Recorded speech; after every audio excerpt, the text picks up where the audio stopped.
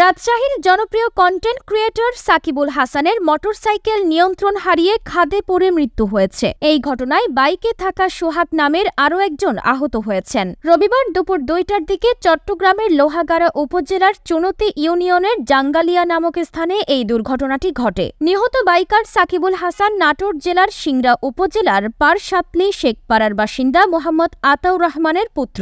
জানা গেছে, জনপ্রিয় কন্টেন্ট ক্রিয়েটর ফারজানা বিথি সহ 15 জন নারী পুরুষ মিলে 3 দিন আগে রাজশাহী থেকে কক্সবাজার এসেছিলেন। সকালে কক্সবাজার থেকে ফেরার পথে লোহাগাড়ার চুনতির জাঙ্গালিয়া এলাকায় গতিরোধকে গাড়ি নিয়ন্ত্রণ করতে না পেরে সড়কের পাশে সেতুর নিচে খাদে পড়ে যায় একটি বাইক। এতে বাইক চালক সাকিবুল হাসান নিহত হয়েছেন, অপর আরোহী সোহাগ আহত হয়েছেন। আহতদের উদ্ধার করে উপজেলা স্বাস্থ্য কমপ্লেক্সে নিয়ে আসলে চিকিৎসক সাকিবকে মৃত ঘোষণা করেছেন। দোহাজারী হাইওয়ে থানার উপপরিদর্শক আব্দুস সাত্তার জানিয়েছেন, সড়ক দুর্ঘটনায় নিহত বাইকারের লাশ লোহাগাড়া ট্রমা সেন্টারে রাখা হয়েছে। আইনি প্রক্রিয়া শেষে লাশ পরিবারের নিকট হস্তান্তর করা হবে। এর আগে এপ্রিলের শুরুতে মাত্র 48 ঘণ্টায় জাঙ্গালিয়া এলাকায় 15 জনের মৃত্যু হয়। ওই এলাকায় উঁচু নিচু সড়কে বাঁকগুলোতে বারবার দুর্ঘটনার ঘটনায় সড়ক সম্প্রসারণের দাবি জানিয়ে আসছে এলাকাবাসী।